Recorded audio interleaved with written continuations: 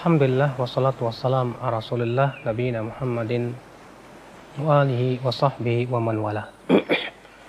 Asyhadu an la ilaha illallah wahdahu la syarikalah wa asyhadu anna Muhammadan abduhu wa rasuluh. Bid'ah ada dua, bid'ah hasanah dan bid'ah dhalalah. Kata Nabi, semua bid'ah itu sesat. Berarti pembagian bid'ah menjadi dua, bid'ah hasanah dan bid'ah dhalalah itu jelas bertabrakan dong dengan sabda Nabi. Nabi mengatakan kullu bid'atin dhalalah, semua bid'ah itu sesat. Ini dia mengatakan bid'ah itu ada dua, bid'ah hasanah, bid'ah dhalalah. Maka siapa yang lebih berhak didahulukan perkataannya? Perkataan Nabi atau perkataan orang lain? Kata-kata kullu, semua, itu menunjukkan kepada keseluruhan. Contoh, ya semua murid harus keluar dari kelas. Apakah berarti tidak semua murid? Semua. Kata Rasulullah, kullu, semua, setiap bid'atin dhalalah, setiap bid'ah itu sesat. Tapi kan kata Imam Syafi'i, bid'ah itu ada dua macam. Kata Imam Syafi'i, al-bid'atu bid'atan. Bid'ah itu ada dua, bid'atun mahmudatun wa bid'atun madmumatun. Bid'ah yang terpuji dan bid'ah yang tercela. Memangnya Anda lebih tahu dari Imam Syafi'i? Saya katakan memangnya Imam Syafi'i lebih tahu dari Rasulullah. Perkataan siapapun kalau bertabrakan dengan sabda Rasulullah, ya tentu ya harus didahulukan sabda Rasulullah. Dan di sini juga kita harus memahami perkataan Imam Syafi'i secara benar. Al-Hafidz Ibnu Rajab di dalam kitab beliau Jami'ul Ulum wal Hikam, beliau mengatakan bahwa semua perkataan salaf yang membagi bid'ah itu hakikatnya adalah secara bahasa saja, bukan secara istilah. Coba kita lihat prakteknya Imam Syafi'i deh. Sesuai nggak dengan prakteknya yang dilakukan oleh sebagian orang di zaman sekarang yang mengatakan akan adanya bid'ah hasanah dan bid'ah dhalalah karena berdasarkan perkataan Imam Syafi'i. Coba kita lihat prakteknya. Imam Syafi'i mengatakan bahwa yang namanya maktam, ya, kumpul-kumpul di keluarga kematian, makan-makan di situ termasuk bid'ah yang sesat. Tapi di zaman sekarang disebut sebagai bid'ah hasanah. Imam Syafi'i mengatakan bahwa beribadah dengan cara ya yang dilakukan oleh sebagian kalangan tasawuf seperti dengan nyanyi-nyanyi, diselingi dengan musik dan goyang-goyang kepala, itu termasuk bid'ah yang tercela. Tapi di zaman sekarang dianggap sebagai bid'ah hasanah. Ternyata dalam prakteknya jauh berbeda. Jadi sebetulnya apa yang diinginkan Imam Syafi'i daripada perkataan bid'ah hasanah dan bid'ah yang terpuji itu? Maka Imam Syafi'i kan pernah memberikan definisi. Kata beliau, bid'ah yang bertabrakan dengan Al-Quran atau sunnah atau athar sahabat, maka itu bid'ah yang tercela. Apa maksudnya bertabrakan, menyelisihi?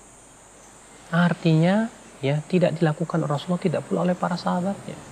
Sebuah contoh, sebuah praktek ya, Imam Nawawi rahimahullah, salah satu pentolan madhab Syafi'i, ketika beliau pernah ditanya tentang sholat raghaib dan sholat nisfu Sya'ban. Beliau menjawab, alhamdulillah, segala puji bagi Allah, fa inna hataini sholatain, sesungguhnya dua sholat ini tidak ditunjukkan oleh satupun hadis yang sahih, tidak pula diamalkan oleh para sahabat. Fahuma bid'atani madmumatan, maka kedua sholat ini termasuk bid'ah yang tercela. Ya, lihat Imam Nawawi, imamnya madhab Syafi'i loh. Ya, sangat terkenal dalam madhab Syafi'i. Siapa yang nggak kenal dengan Imam Nawawi rahimahullah? Ternyata beliau mengatakan bahwa dua sholat ini, yaitu sholat nisfu Sya'ban dan sholat raghaib, tidak ditunjukkan oleh hadis yang sahih, tidak pula diamalkan oleh para salafus saleh. Apa hasilnya? Kata Imam Syafi'i, kata Imam Nawawi, maka itu bid'ah yang tercela. Tapi di zaman sekarang dianggap bid'ah hasanah, tidak? Iya. Jadi kok prakteknya berbeda? Aneh. Iya. Maka di sini kita harus pahami, akhi, bahwa bid'ah yang dimaksud oleh Imam Syafi'i, bid'ah yang terpuji itu adalah secara bahasa yang kemudian dikenal di dalam ilmu usul fikih dengan istilah maslahat mursalah. Ya, seperti misalnya contoh, penulisan mushaf Al-Quran. Nggak ada di zaman Nabi, nggak ada, betul. Ya. Tapi ternyata para sahabat bersepakat untuk membolehkan. Apakah itu bid'ah? Kita katakan secara bahasa ya, tapi secara istilah tidak. Ingat, ada sebuah kaidah yang harus kita pahami. Bahwa sesuatu yang tidak dilakukan oleh Nabi SAW itu tidak lepas dari 3 keadaan. Yang pertama, Nabi tidak melakukan karena belum ada pendorongnya. Contoh, di zaman Nabi nggak ada yang namanya ilmu usul fikih, ilmu hadis. Kenapa? Karena di zaman itu belum dibutuhkan, belum ada pendorongnya. Para sahabat semua para ahli bahasa, paham mana umum, mana khusus, mana mutlak, mana muqayyad. Ya. Demikian pula sanad pada waktu itu belum ada.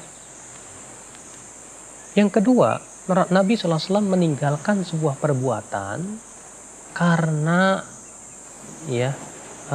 masih ada penghalangnya. Contoh, kenapa di zaman Nabi SAW Al-Quran belum dikumpulkan? Jawabnya karena masih ada penghalangnya. Apa itu? Yaitu Al-Quran terus-menerus turun, akhi. Nah, ketika di zaman Abu Bakar banyak penghafal Al-Quran yang meninggal dunia, kalau tidak dikumpulkan ini bisa bahaya, bisa hilang itu Al-Quran. Maka ini maslahatnya besar sekali. Sehingga menjadi kesepakatan para sahabat Rasulullah SAW. Dan ini menjadi sunnah khulafa'ur rasyidin. Dan Rasulullah memerintahkan kita untuk mengikuti sunnah khulafa'ur rasyidin. Jadi sama sekali tidak disebut dengan bid'ah secara istilah. Keadaan yang ketiga, Rasulullah SAW meninggalkan suatu perbuatan padahal pendorongnya ada, penghalangnya tidak ada. Nah, ini yang dinyatakan oleh para ulama tidak disyariatkan, bahkan bisa jadi bid'ah.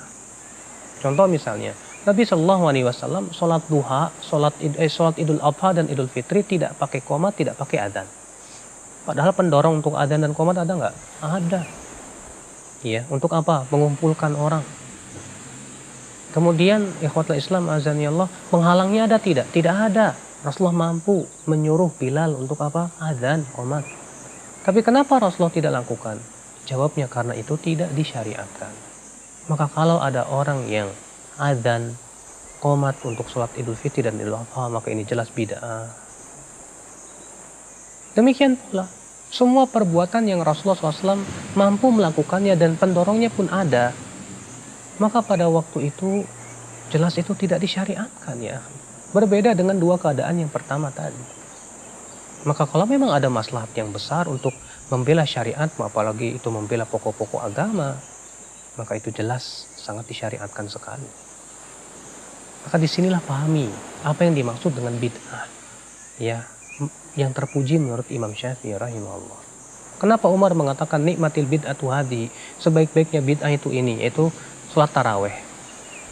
Kata Al-Hafidz Ibnu Rajab, itu bid'ah secara bahasa, bukan secara istilah. Kenapa demikian? Karena di zaman Rasulullah sholat taraweh itu hanya dilakukan 3 malam saja.